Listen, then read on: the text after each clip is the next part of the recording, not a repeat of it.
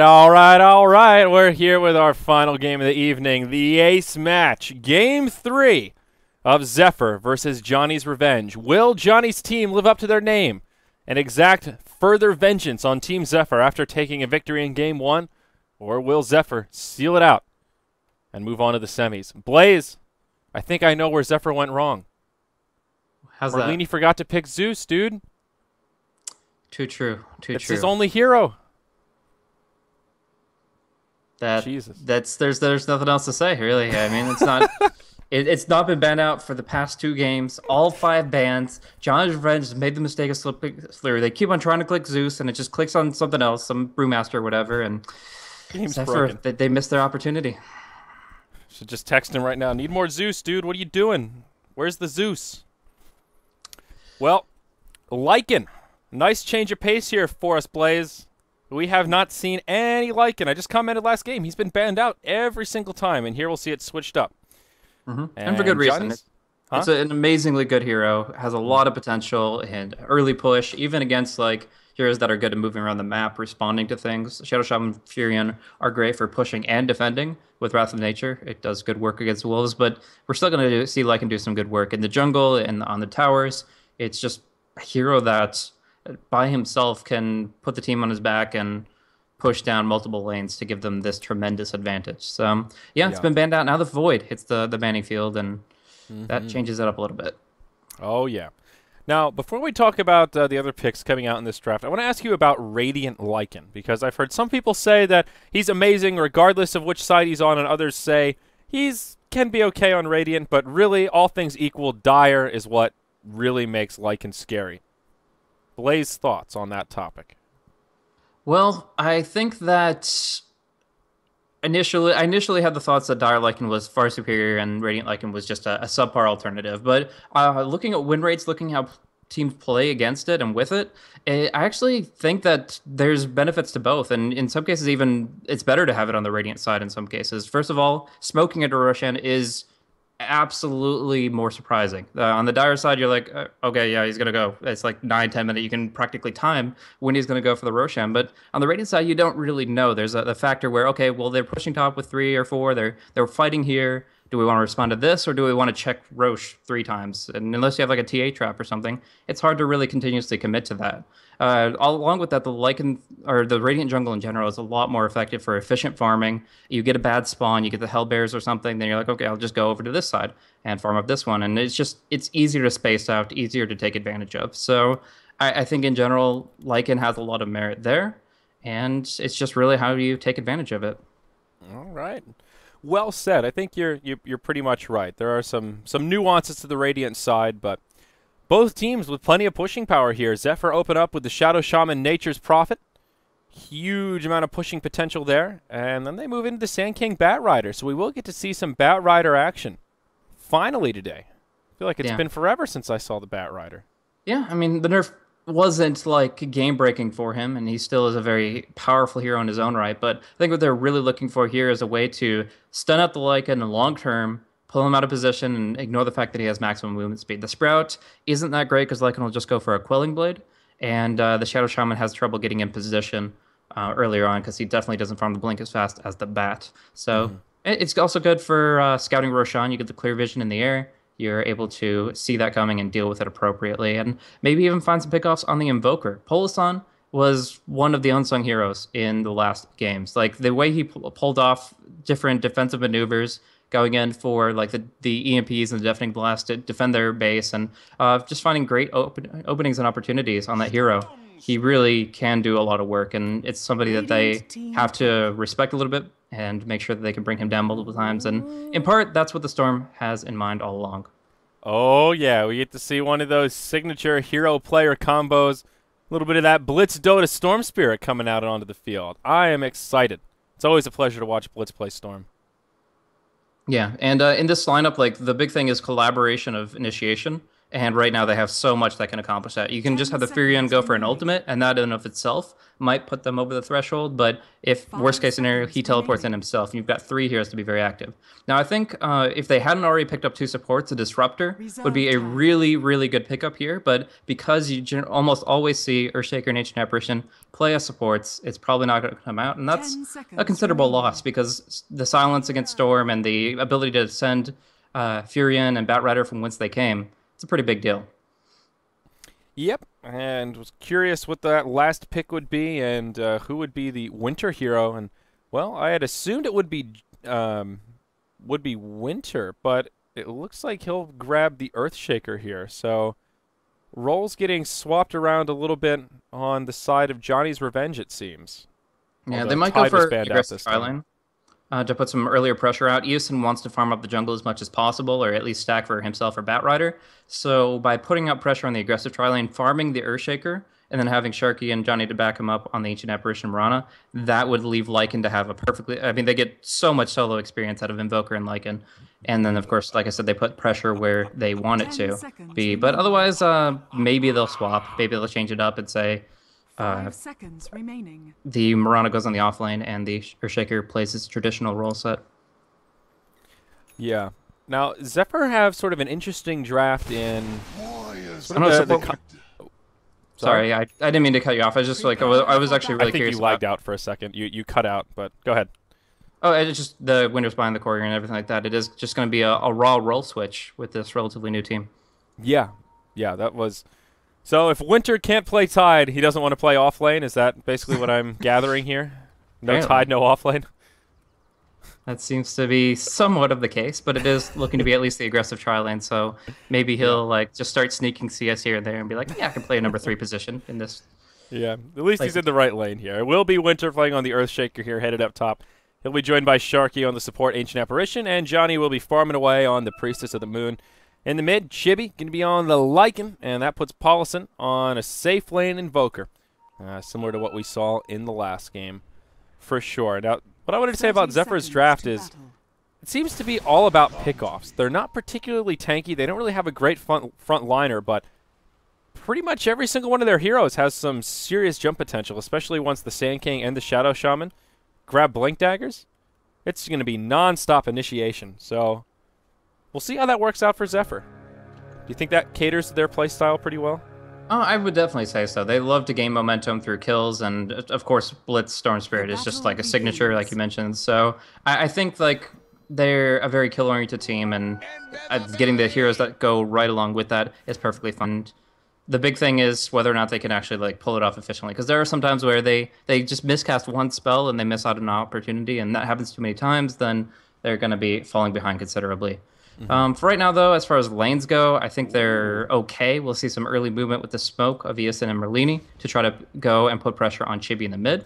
Chibi in the mid maxing Howl first, or just putting some points into it, is going to help the other lanes, but for right now, it's going to make it difficult to scout this out and survive. But wow, he is very on point when it comes down to planning and responding, and he is playing extremely passively behind his tower. Yeah, unfortunately, Blitz loses lane equilibrium as soon as the smoked heroes rotate over. Merlini will take the high ground to try and scout things out a little bit. We'll see how much time they want to commit to this gank on Chibi, but I reckon it won't be a hell of a lot. Eosin and Merlini now on the high ground on the dire side of the river, but can't find the positioning they're looking for. Meanwhile, supports on the side of JR, smoked up, Ancient Apparition and Earthshaker now rotating through, and it looks like they want to do the same thing on the opposite side of the coin. Okay, if they had really just moved right on to Blitz right now, the smoke would not have been popped, and they would have caused some real difficulty, but they do get too close to the enemy side. They drop down a ward, but otherwise, they're not really going to get much out of this positioning. In fact, turning it around, can they get the blocks? Corey comes over. Can he get the surround onto Sharky? Nope, doesn't seem like it. Eosin won't get in position for the stun. Nice fissure from the Earthshaker with the stun on 2. Does reset things a little bit. We haven't talked about the bottom lane. It is Sexy Bambo down here on the off-lane Batrider wearing the gas mask cosmetic. That's a weird one. The fire starter gas mask. But he seems to be doing okay. 3-1 in CS compared to the 5-0 of Paulison. So he's at least getting experience. All the action is up in the top lane. He can feel pretty safe as long as they have eyes on these two Radiant supports. Yeah. He's actually going to be going for a WEC build this game, so no high impact damage. It's going to be all about his utility that he brings. Oh, Blitz in a bad spot, a really bad spot. Fisher comes through. The arrow is point blank, but holding it to try to get the most damage and stun possible. Yep, and Blitz now throws down a Remnant, trying to do what he can, but there's only so much you can do in a situation like this. Has one bottle charge, maybe he can sip it up, but there's the leap forward from Mirana. Blitz will fall, and there's your first blood. Johnny secures it, and down in the bottom lane, whoa, Sexy Bambo dives the Invoker, finds a kill, but it will cost him everything and anything. A 1-for-1 in the bottom lane sets JR ahead, 2-1 in the first few minutes of gameplay. This is one thing that I was going to talk about if that whole skirmish with Blitz hadn't occurred, but I was kind of surprised that Pulasan went for Boots with his first 450 gold on the bottom lane. It's good to have that against the Batrider, but I generally prefer Magic Stick. You get that ability to counteract the Napalm stacks with extra free HP and mana, and you can just cast your spells to your heart's content. He now finally gets the Magic Stick from the side chop here, but Sexy Bambo already hounding him here, and the turn rate slow is really detrimental. We'll see if the Ancient Apparition can turn it around. Without Ancient Apparition here, I think he potentially could have dove that, but now they'll turn it around. Bambo in some trouble. Cold Snap, EMP fly through. One more auto attack. They thought they had it as they about face. He'll sip the bottle and will survive, but a damn close call for the Dire offlaner. So, Sexy Bambo living life on the edge, but forcing the Ancient Apparition to hang out down bottom. Sharky's going to go for some pulling, and it's just going to be a delayed experience gain for him. It does mean that it's going to be a duo of Earthshaker and Mirana up top. Johnny just getting some decent CS. 11's not bad, and kind of playing an offlane role at this point. So in this position, Blitz is undoubtedly winning the mid, despite the fact that he did take a loss to the supports. Oh, wow. CS is 20 for 2 over 16 for 0, and I think that's their biggest gain so far. Yep. Invoker did just grab a kill on Batrider, and I actually missed it. I had to tab out for a second, and I was in the wrong spot. Did you see that one? I didn't catch the full effect of it, but just going in, and he was playing very aggressively without much restoratives left available, and just turning around with the Cold Snap and the EMP. All right. So 3-1. Now this Invoker, 2-1, 16 CS. He's doing pretty well, starting to pull ahead of the Batrider a little bit. He's now level 6. Bambo close to grabbing the level 6 mark himself. And there you go. So now Lasso is online. But Sharky just hanging on the other side of the tree line here, hoping that Bambo will overcommit, and then they can come in and try and turn it around once more with the Chilling Touch. Yep, and these annoying wolves, with their HP regen passive, they're able to just continuously hound on him, quite literally, and cause some real grief. He still has the bottle HP regen. He's not going to go down or anything, but he is just always on the defensive, and might even consider picking up Tranquil Boots to try to nullify this harassment. Yep. Not an easy time for him here now that Ancient Apparition is rotated down. Blitz in the mid lane, takes a fissure, but will be able to zip back to safety just barely after taking a lot of burst damage here in the mid lane. Seems like Chibi is farming reasonably well. 23 CS, only 4 behind that of Blitz. So he's finding a baseline of farm in this mid lane at least. Nature's Prophet, the big breadwinner for Zephyr, though. In the bottom now, Sexy Bambo goes in onto Paulison and connects with the lasso, chasing him down with the Firefly and stacking up those sticky napalm charges. That'll be another kill for Zephyr's offlaner, and even Corey joining the party to get a bit of extra XP and help out his buddy Batrider. Yeah, so in this situation, Sharky as well as Winter cannot afford to either be away from the lane or at least not have a TP scroll. They have to be able to respond to that as soon as it starts, because it's kind of a snowballing effect here. Like you said, they're looking for kills, looking for pickoffs, and so far they've found 2. It has cost them a few lives as, of course, Bambo has lost a couple, and now Blitz is actually dueling it out in a difficult situation here, but Easton's got his back. Yep, Chibi is now level 6, so could pop the ultimate if he gets into a sticky situation and head for the hills. He won't even need it. Moonlight Shadow is deployed. Maybe partially for him, maybe for the top lane. Merlini getting dove by Johnny, but Shackles come out while he has tower aggro. I don't know it'll be enough to finish him off as he leaps, disjoints the few auto attacks. Wow. Oh, nice. That's the Nature's Prophet ulti finishes him off. Nicely done from Zephyr. Yeah, that was almost max damage, if not max. It was extremely high impact, and that just nets another kill. That gives him a huge amount of momentum with minimal cost. It's 175 shrug it off and get some easy money. Yep.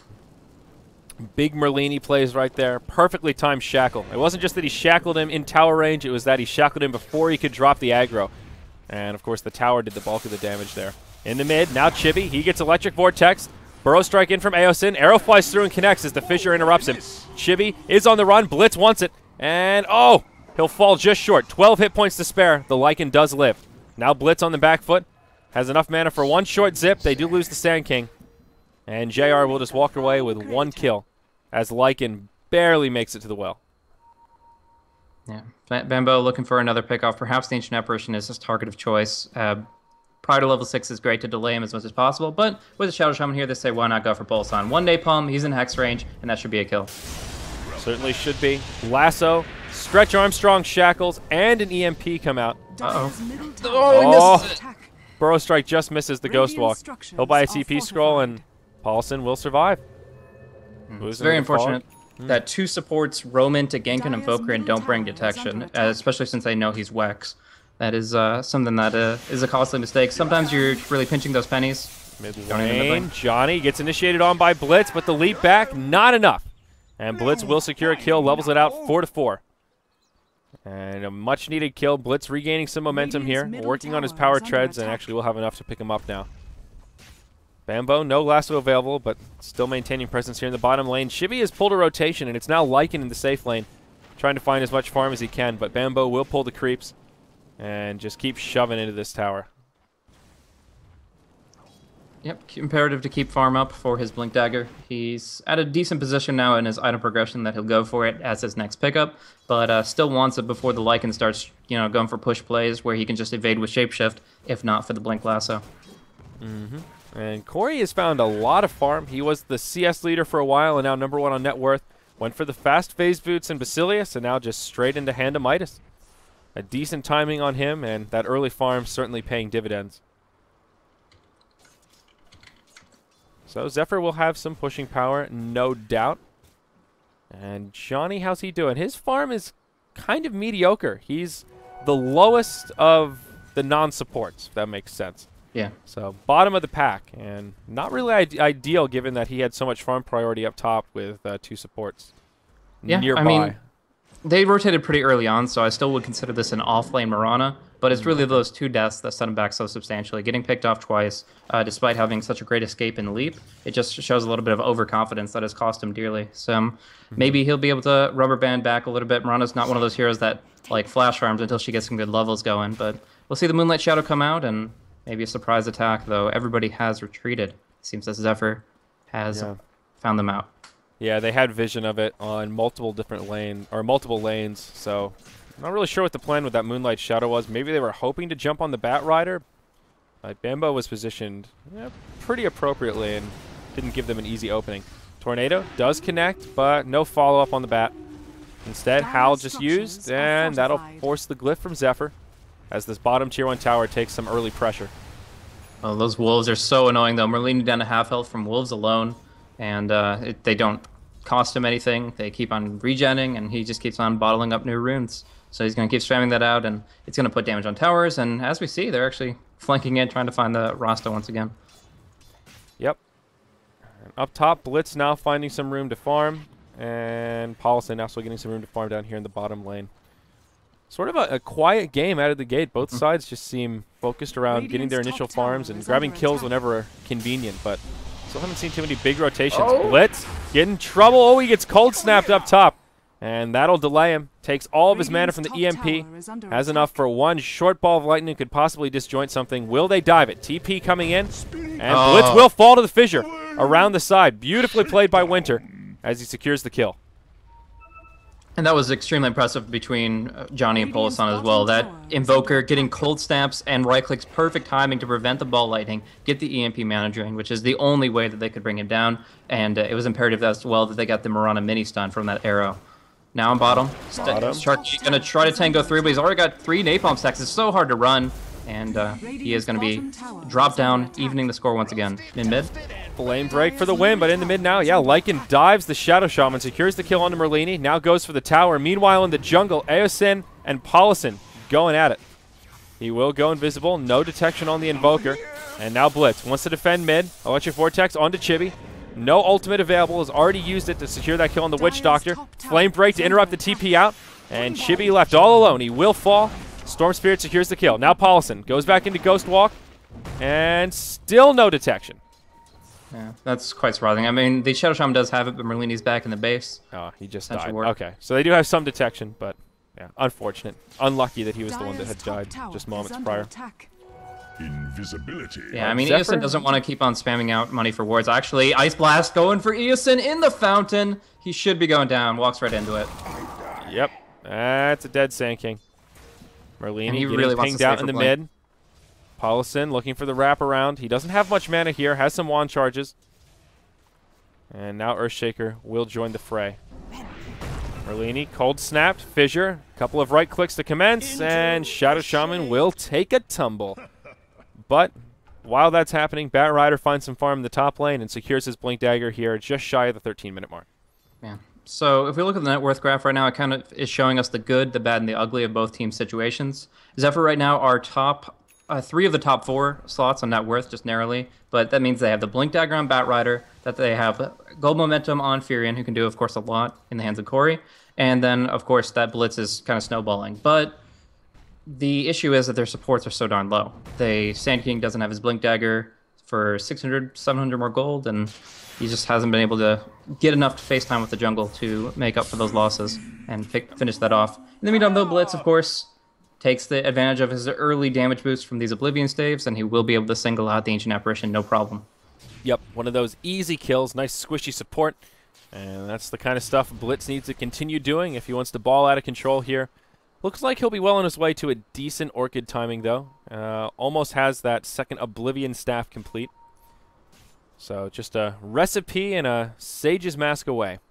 Sexy Bambo is smoked up, hasn't revealed the Blink Dagger yet, hoping to find a kill with it. Top tower is under And attack. he is level 10, so slightly higher level, I think, than most bats you'll see with the Blink Dagger. That's part of staying in the lane for so long, but not the fastest Blink timing, still satisfactory, Dire's though. top tower Now we look is over at the under pit. attack. We see Serpent Wards committed alongside the Treants, and that is Dire's going to top enable tower them has them to fallen. bring down Roshan at an extremely fast speed, to the point that I don't even think JR see this coming. Like, they're pushing, they know that they're not being contested, but they don't know exactly what else is going on, and to their dismay, they'll see this Aegis come up for Blitz in just a quick moment. Yep, good use of the Rasta wards, and Roshan has fallen that whole to the time, dark. Sexy Bambo was just clearing out the Radiant jungle, making sure no one from JR would venture their way over. They did, however, secure that top Tier 1 tower kill, and the 5-hero rotation will press forward, and it looks like Johnny's Revenge wants to commit to this Tier 2 tower up in the top lane. Zephyr have a couple options here. They could go for a tower-for-tower exchange, or venture back and mount a defense. Radiant's middle tower There is now a under Blink attack. Dagger up on the Nature's Prophet, who is Dire's also top level tower 11. is under attack. So he's a bit more elusive, but still lacking in the damage department.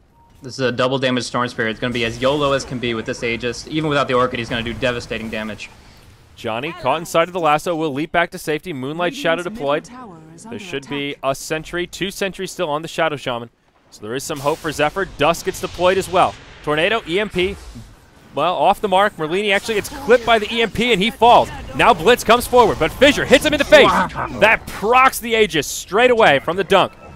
Sand King also got picked off as well. Blitz will just zip back to safety, goes on to Johnny. They're running low on mana, but Bat Rider falls off to the side from the Ancient Apparition. And Blitz might not be so lucky as to survive. Doesn't have the mana to make it to the high ground. Arrow flies through, won't connect. But Zephyr get cleaned up, and it's a 3-for-0. And they also lose the Aegis on top of it. That's pretty insane. I think the major aspect of that team fight was how hesitant Merlini was to drop down the Sentry Ward. Maybe the fact that he doesn't play support as often. He's not really forced in that decision-making scenario as often. But right there, if he had dropped down the Sentry Ward, they wouldn't have nearly as mispositioned, and they could have probably not necessarily taken that fight, but walked away with far less losses. Instead, they delay the Blink Dagger again, and they're just trying to get anybody in exchange for this Tier 2. And Blitz now showing off his Orchid, finds a kill onto Johnny. And Invoker will actually secure a kill onto the Nature's Prophet in the bottom lane while we're watching this. Sharky not out of the clear yet. There's Sin looking for the stun, but a beautiful fissure completely boxes him out. And that'll be the end of it. Winter has been on point this game with the Earthshaker and keeps his buddy alive. It's a 1-for-1 across the map as the Rat Dota of Nature's Prophet gets repelled by Ol Invoker here. Yeah, Winter has performed quite admirably in this role set of Earthshaker. It's not often that you see an Earthshaker outpace a Sand King in Blink Dagger farm since the Sandstorm buff, but not only getting that, but a Soul Ring and Tranquil Boots when the Sand King only has brown boots, the Earthshaker is playing amazingly well. And of course, all the assists he got from that Echo Slam are a major aspect of that. But no matter the case, Winter playing some supreme Earthshaker. Yeah, Blink Daggers are off on both the Earthshaker and Sand King now, so both teams with that long-range magic damage initiation hammer to be dropped, sort of a comparable role between those two heroes. And similar timings. Let's look at the gold graph, and JR now, 3,000 gold ahead, experience just about zeroed out as they start to take more momentum in this game. Tower count right now is 3-1 in JR's favor, so that's where the majority of that gold lead is coming from. Johnny is starting to come online on that Mirana a little bit. Now has a Yasha to go with her phase boots. And Aquila. So, slowly but surely, Johnny coming online. He's like getting pinned in by illusions and wolves, can't blink, and is getting like burrow strike and sandstorm away just to avoid it. But it's just this pesky nuisance that's keeping them at bay constantly. They're always hiding under their towers, and starting a fight as a Sand King with only 400 HP is not in your best interest. Now we see Johnny's arrow hitting on Eosin, make that 150 HP, and they're gonna go in with the Ice Blast Tornado. Beautiful play. Yeah, that'll be enough to finish off the Sand King. The rest of the fight breaks out on the other side of the tower. Bambo falls as the dunk comes from the Earthshaker. Merlini will die from one more auto attack. And now Blitz, short range zip. No more mana to spare, and they will dive this. Arrow flies through, doesn't connect, but Chibi, he's in it to win it. They've got the Yules, that'll reset things, and Blitz will fall. It's a 4-for-0 trade. And Zephyr in some trouble here as JR clean it up. In the top lane, Nature's Prophet trying to take out a tower, but Johnny will make it up in time. And tower will move into deny range. Maybe Johnny can secure a deny here. Nope, Nature's Prophet grabs the tower kill. TP in. Maybe they can punish Corey for his greed here. Invoker on his way over. Ghost Walk with a double damage rune. Connects with the Yule Scepter, and that should be a dead Corey. Fissure arrow to boot. And an unstoppable streak now for Paulson. Yeah, but still, the fact that that wasn't denied when Johnny 100% could have done so is still very nice for Zephyr. And yeah, he didn't really commit too much to the team fight. He only popped his ultimate and kept on pushing, but at least they're getting something as far as forward momentum goes. There's a little bit more for the Storm Spirit. He can build up into treads, and at this point, there's not much that JR can do to kill him in like a situation where he's not singled out like by 3 or 4 people. Still, we see that situation happening quite frequently, but now Winter is in some trouble as they are able to just hit with the Burrow Strike. Tornado will not save him, and Gem hits the deck. Yep, but now Paulson could be in trouble, perhaps. Has Alacrity on. Moonlight Shadow, but Dust is expended. Wrap around from the backside. It is Lycan on his way in. Sexy Bambo taking a lot of damage from Johnny. Now Chibi pops the ultimate, finds Eosin, and will try to chase him down once he gets vision. No, he'll switch it up, goes for Corey. Wicked 6 streak for the Invoker, and it's disastrous for Zephyr. 1 for 3, and the gem hits the deck, picked up by the Radiant. And they could have just walked away scot-free with that, taken the hero pick off, taken the Geometry Sight, and left. But for some reason, Sexy Bambo assumed there wouldn't be rotations to respond to him, lassoing the Invoker practically under his own tier 2. So that was a pretty big mistake. The gem goes right back into... oh, it's actually their gem. I actually thought that they had stolen it, but no, it was originally their gem and has swapped places 3 different times. So now in the hands of the Invoker, Zephyr are really in a desperate situation. They truly are. All these last 3 engagements or so have just been disastrous. They haven't been able to find a favorable exchange, and it's just getting worse. Blitz has the Orchid, but hasn't found any item progression past that, and hasn't really been able to grab too much momentum with it either. Merlini in trouble once again. Ice Blast will clip him. Fissure to start things off, and he will fall once again. Paulson now on a godlike streak. 11, 2, and 4 with an ultimate orb, 1,600 gold to boot, and his Exort Invoker was impressive last game, and now it seems his WEC Invoker is about on point. Yeah, absolutely. And it just, at this point, Zephyr are just hedged in from all angles. The hills have eyes as the wolves are in pursuit, lurking in the shadows. Even the Invoker now with the Ghost Walk, like, you don't see it coming, but they constantly have vision on you with these aggressive wards, finding openings and getting pickoffs. Now we do see Corey thrown up in the air. Just a little bit of unnecessary movement, but he's just saying, okay, we can engage on you if we so wish, and in this position, nobody's comfortable farming. Nope, Sexy Bambo hops forward, finds a lasso onto Johnny, but there's a lot of Radiant support nearby. Blitz hops forward, there's the Ice Blast coming in, and they will secure the kill onto Miranda, but there's the dunk from Winter. Finishes off the Bat Rider. Corey very low on HP. Chibi will be able to chase him down, easy peasy. Backside of the fight. Oh, that's Aosin, he'll survive. And meanwhile, on the front of the fight, they all get completely cleaned up by the Lycan. This Earthshaker Ancient Apparition. There it is. 1 for wow. 4. GG. An early GG, but I honestly don't think Zephyr would have been able to turn that around. They just lost so much momentum so quickly. Radiant victory. JR were just unrelenting in their assault. Hate to see it end that way when we've had 2 amazing games up to this point, but it's just Johnny's Revenge 100% earned that victory. They played amazingly well, especially Earthshaker and Ancient Apparition, but all of them, every single one of them, really contributed to this victory. That the KDA shows what they were able to accomplish. Pulson 11-2 and 7, Winter 4-1 and 10. The Ice Path or Blast, the Echo Slams, everything was on point, and Zephyr just weren't up to the challenge. Yeah, sort of a disappointing finish for Zephyr after how they opened this series. They took the first game, and JR with the reverse all kill, as it were, in this best-of-3 series, but that will be the end of Zephyr's run in this particular tournament, WEC. So, Blaze, that brings our coverage to an end for tonight. I believe there's another best-of-3, but I'm not going to make it through. I have to cast again tomorrow. It's a one-man show around here. What is the last series coming up? I don't have the brackets near me. Do you know what it is? First Departure versus I cannot recall. Phoenix. MVP Phoenix, that is correct. Yep. So I believe JD is covering that. Other announcements that we want to make? Yeah, over this is you, on Blaze. twitch.tv/PyrianFlax, PFlax is doing an awesome initiative with a Cancer Research Association and doing I think maybe 24-hour, just an elongated stream with a lot of cool personalities trying to raise money for cancer research. And they've already hit their goal, but to blow that out of the water with just so many more opportunities for giving or just enjoying the entertainment they provide. Check it out, twitch.tv/PyrianFlax. Do it to it, guys, and remember to follow us on Twitter as well, at ZioriTV, at Blaze Casting, and of course at Beyond the Summit. 2 of the 3 are in the title of this broadcast. Thank you so much for joining us tonight for WEC coverage. There will be more tomorrow, the next round, and then the day after that will be the grand final. It's just a quick little cup. It'll be over before you know it.